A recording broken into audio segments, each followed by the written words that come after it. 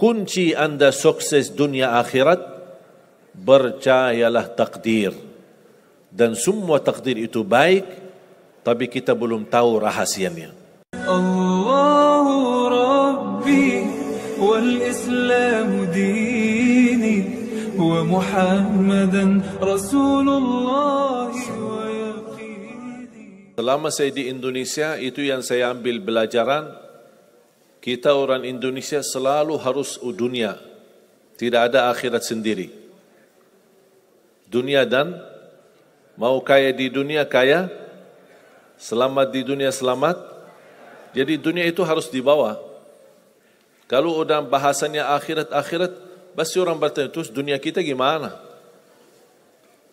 Makanya begitu saya membaca sukses dunia akhirat, wah ini Indonesia ini.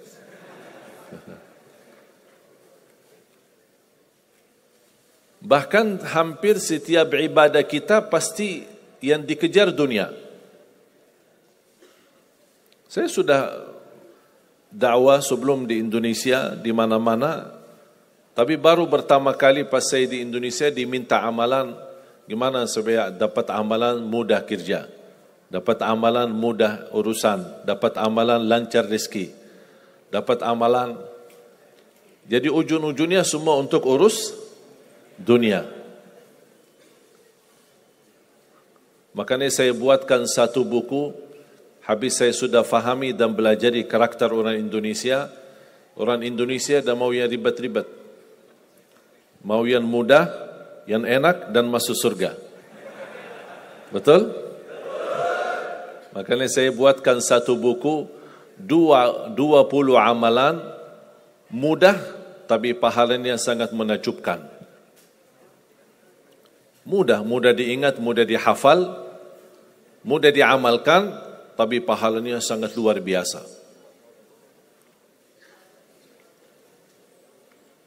Bapak Ibu jamaah sekalian, kalau benar-benar ingin Anda sukses dunia akhirat, harus kita percaya sepenuhnya takdir. Kuncinya di situ. Percaya sepenuhnya takdir. Takdir itu menjadi salah satu rukun iman. Rukun iman ada berapa? 6. Rukun Islam? 5. Salat berapa waktu? 5 atau 4? Yakin 5. Soalnya benar tak salat subuh?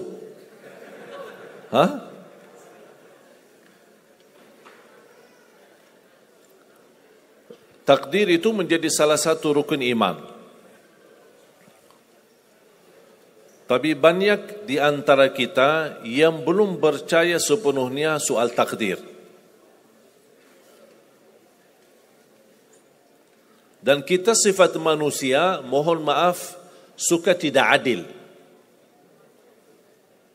Contoh, kalau Allah berikan karunia, nikmat,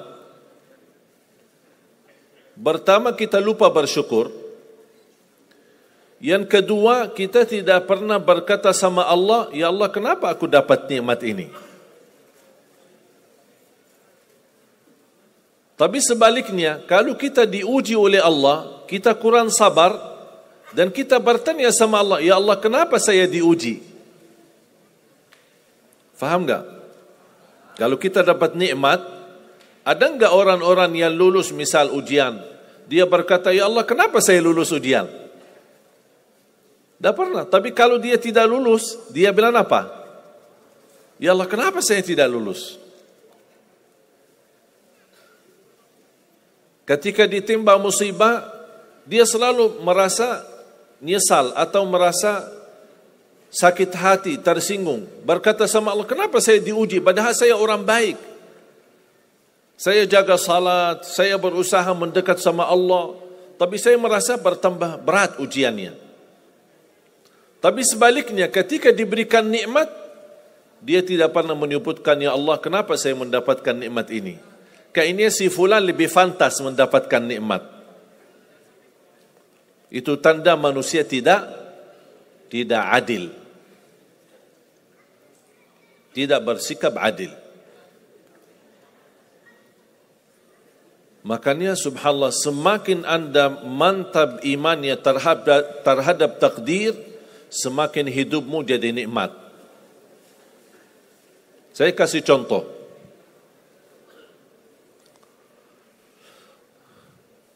Tidak ada bersoalan masalah takdir baik. Itu bukan masalah bagi kita. Justru kita bertambah senang kalau kita mendapatkan takdir yang baik. Tapi yang menjadi bersoalan, bermasalah bagi kita adalah takdir buruk. Ketika ditimpa musibah, ketika ada ujian, ada sakit, kesulitan, penghasilan yang tidak mencukupi, dan banyak masalah keluarga, masalah rezeki, masalah sama majikan, masalah di kerjaan, itu yang membuat banyak beban fikiran.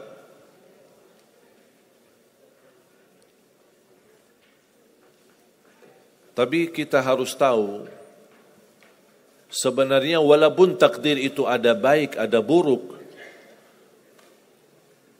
kenyataannya buruk, nampaknya buruk, tapi hakikatnya baik.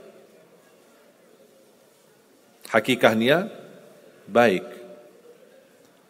Tapi kapan kita bisa tahu takdir yang buruk ini bisa menjadi baik bagi kita? Belum tentu sesaat terjadi ujian itu. Bisa jadi belakangan, bahkan bisa menjadi sekian lama baru kita tahu dan sadar ternyata takdir itu baik bagi kita.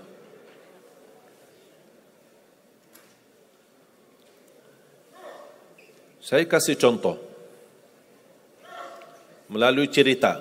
Saya buatkan satu cerita, ingin memberikan pesan kepada orang muslim, orang beriman, betapa besar karunia Allah dan pertolongan Allah melalui takdir. Ada seorang berdoa, dan saya yakin anda semua berdoa. Setiap berkesempatan, setiap salat, setiap sujud atau tahajud, duha, pasti anda semua berdoa. Ada yang diinginkan, ada yang hajat-hajat yang belum terkabul, belum tercapai. Bertemu orang salih, bertemu ulama, bertemu habib, minta didoakan, tolong doakan, semoga lancar urusan saya, semoga dapat jodoh, semoga insya Allah dapat keturunan, semoga hasil dan rezeki yang saya dapatkan menjadi berkah dan bermanfaat bagi saya dan keluarga. Ada orang berdoa kepada Allah Subhanahu wa taala. Mohon jamaah sekalian dengar cerita ini baik-baik, karena ada pesan hikmah yang kita bisa ambil.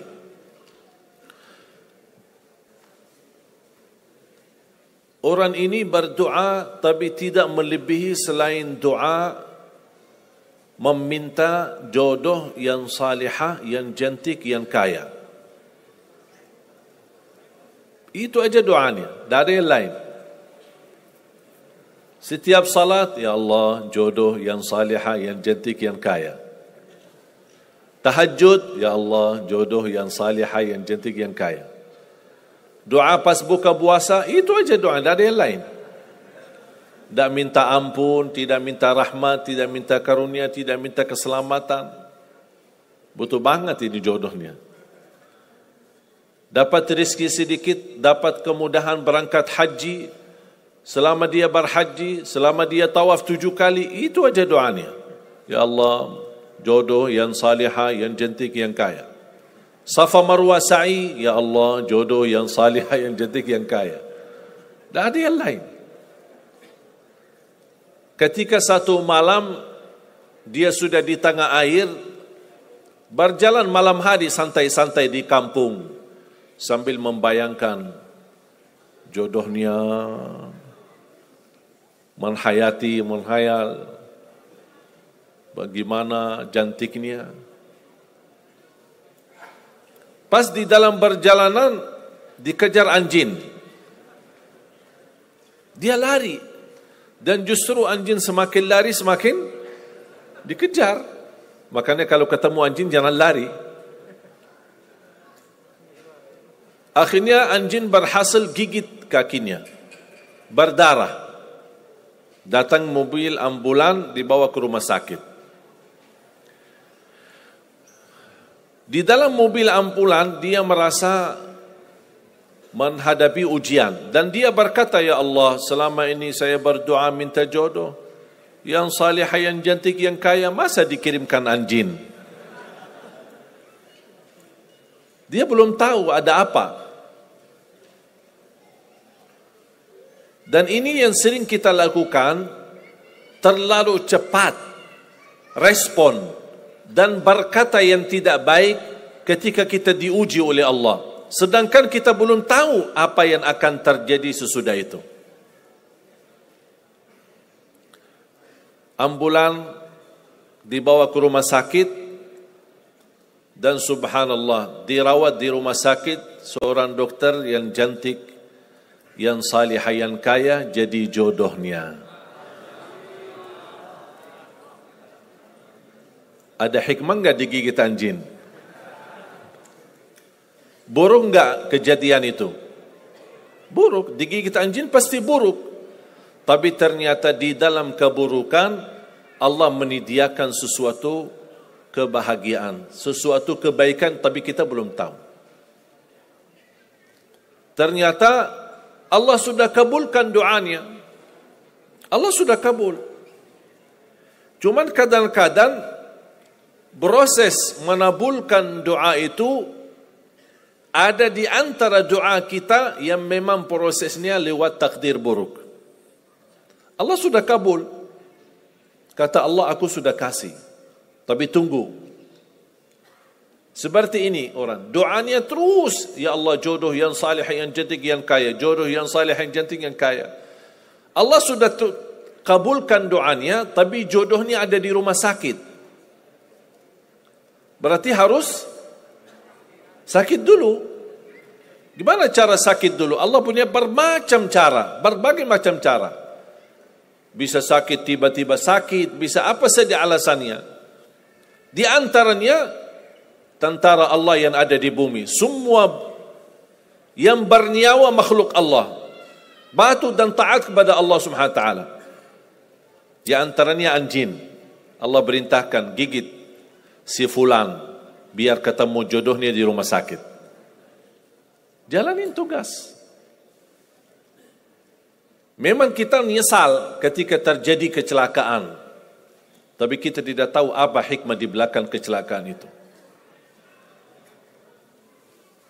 Dan sering saya bilang sama jemaah, mudah-mudahan Allah kabulkan semua hajat-hajatmu. Walaupun digigit, mau enggak digigit anjing dulu?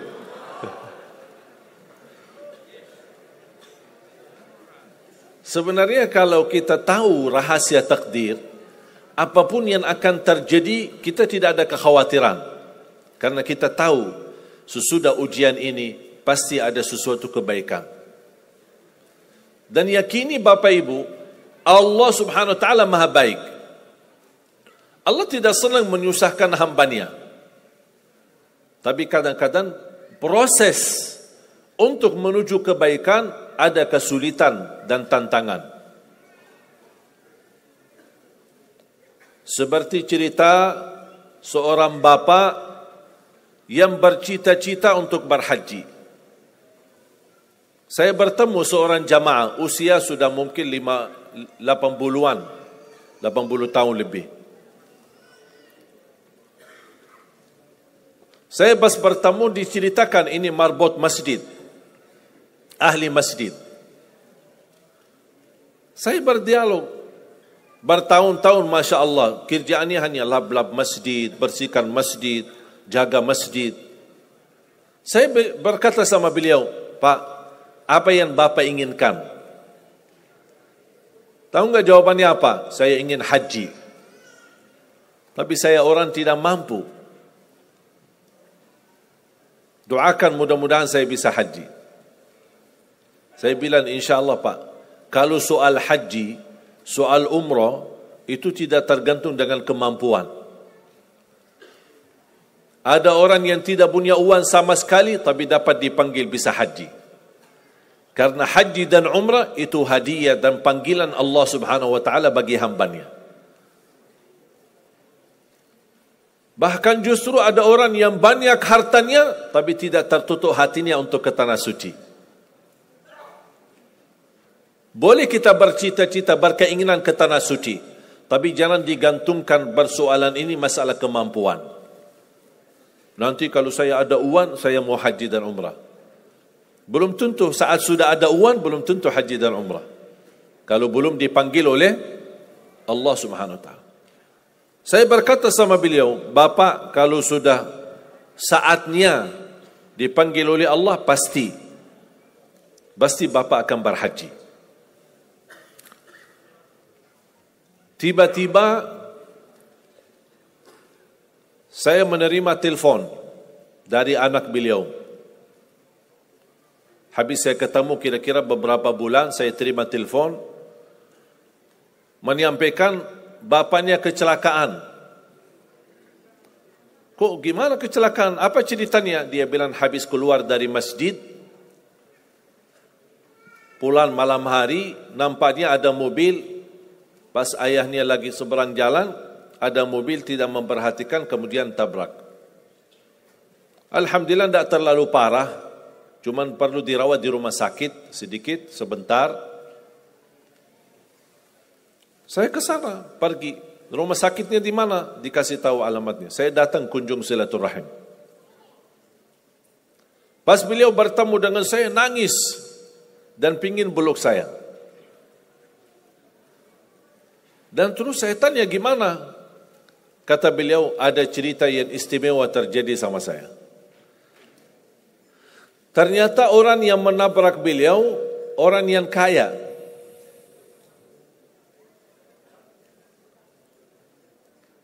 Habis itu, orang yang kaya minta maaf sama si bapak ini. Mohon maaf Pak Haji, mohon maaf Pak Haji. Beliau tambah nangis. Orang kaya bingung, ya kenapa sih setiap mohon maaf, malah nangis dia. Ditanya, kenapa Pak nangis? Sakit? Tidak, karena Bapak dari tadi bilang Pak Haji, sedangkan saya belum haji. Tertutup hati orang yang kaya, yang dia sediakan biaya haji dan bisa berangkat. Dan kata beliau, betul apa yang disampaikan ketika pertama kali bertemu. Kalau sudah saatnya dipanggil oleh Allah, pasti bisa ke tanah suci. Walaupun ditabrak mobil. Berarti intinya apa? Apa yang saya ingin sampaikan, jangan ada yang merasa menolong atau merasa sakit hati atau merasa tersinggung ketika menghadapi ujian. Merasa belum terkabul keinginannya, Allah sudah kabulkan. InsyaAllah tidak ada di antara kita yang ditolak doanya. Cuman kita mohon maaf kadang-kadang buru-buru. Ingin selalu semuanya cepat. Kadang-kadang kalau terlalu cepat apa yang kita inginkan kita dapat, itu bahaya juga. Dan Allah ingatkan, kalau manusia, Allah tidak sulit menjadikan manusia semuanya kaya. Kalau sekarang saya bertanya, mau enggak semuanya jadi orang kaya? Pasti mau, siapa yang tidak mau? Coba bayangkan, kira-kira sulitlah bagi Allah menjadikan semua manusia di bumi kaya raya? Sulit tidak? Tapi pertanyaan saya, kira-kira berjalan hidup kita enggak kalau kita semuanya kaya? Bisa berjalan lancar? Masa enggak? Semuanya kaya raya. Gimana kehidupan kita sehari-hari? Berjalan lancar tidak? Kenapa tidak? Saking banyak kekayaannya. Kalau semuanya kaya, memang sulit menjalani kehidupan. Contoh, cari supir, siapa yang mau supirin kita? sama-sama kaya. Datang minta tolong sama teman, boleh enggak ini cariin supir? Aku aja lagi cari supir, dah dapat. Mau punya perusahaan sendiri, butuh tenaga kerja kan? Semuanya orang kaya. Buat apa kalau mereka semua kaya, masing-masing punya pabrik, tapi tidak ada yang bekerja? Sulit enggak jalan hidup? Sulit. Sama sebaliknya, kalau semuanya di bumi miskin, susah. Kira-kira gimana hidup kita? Ya susah juga. Tidak bisa lancar hidup di dunia. Setiap ada orang datang minta tolong, Pak, apalagi saya Pak? Saya aja susah. Tapi makanya ada hikmah. Allah menjadikan ada yang kaya, ada yang miskin. Yang kaya menutupi kebutuhan yang miskin, miskin juga menutupi kebutuhan yang kaya, saling mengisi. Supaya apa? Supaya dunia ini berjalan, hidup kita berjalan. Tapi coba bayangkan kalau semua orang kaya tidak mau membantu orang miskin, dan semua orang miskin sombong dan mau melayani orang kaya, gimana kehidupan kita? Susah. Makanya jemaah sekalian, kunci anda sukses dunia akhirat, percayalah takdir. Dan semua takdir itu baik, tapi kita belum tahu rahasianya.